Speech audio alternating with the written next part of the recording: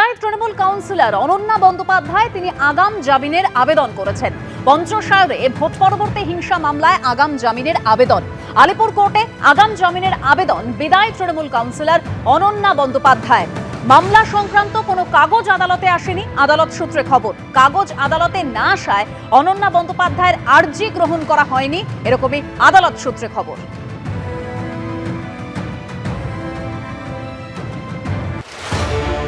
বুধবার পুরী থেকে গ্রেপ্তার হয়েছেন প্রাক্তন তৃণমূল কাউন্সিলর সুশান্ত ঘোষ, আর তারপরই সামনে আসতে শুরু করেছে তার বিরুদ্ধে চাঞ্চল্যকর সব অভিযোগ।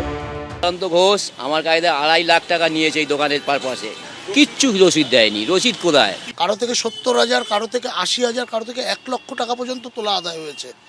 যদি কেউ টাকা দিতে না পারতো তাহলে সঙ্গে সঙ্গে তার দোকানে লাইন কেটে দিত, তার দোকানে তালা মেরে দিত।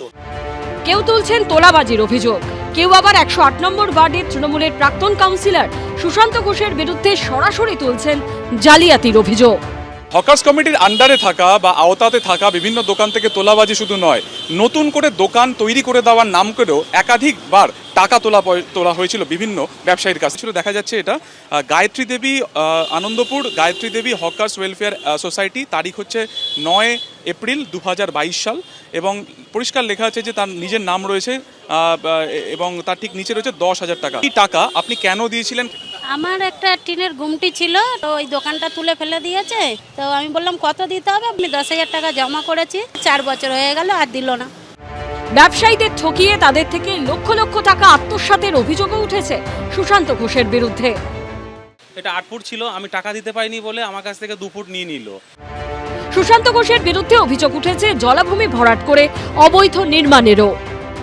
জমিগুলো সব হচ্ছে ওয়েস্টল্যান্ড আছে ওখানটায়, না হয় ওয়েটল্যান্ড বলে তো এগ্রিকালচার বা ওয়াটার বডি ল্যান্ড আছে, কোনোটাই বাস্তু ক্যাটাগরির ল্যান্ড নেই। কি প্রত্যেকটা খালের উপরই দোকান 100, 200, 300 দোকান বসিয়ে দেওয়া হয়েছে। মিউনিসিপ্যালিটি তো কখনো খালের উপর দোকান করে তার থেকে 2 লাখ 3 লাখ টাকা যাই নিলামে বলে করতে পারে না।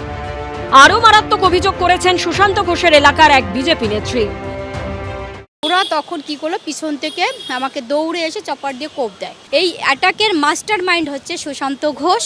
ওই অভিযোগ আসছে, পুলিশ তদন্ত করছে, যেটা আছে আইনগত ব্যবস্থা নেওয়া হচ্ছে।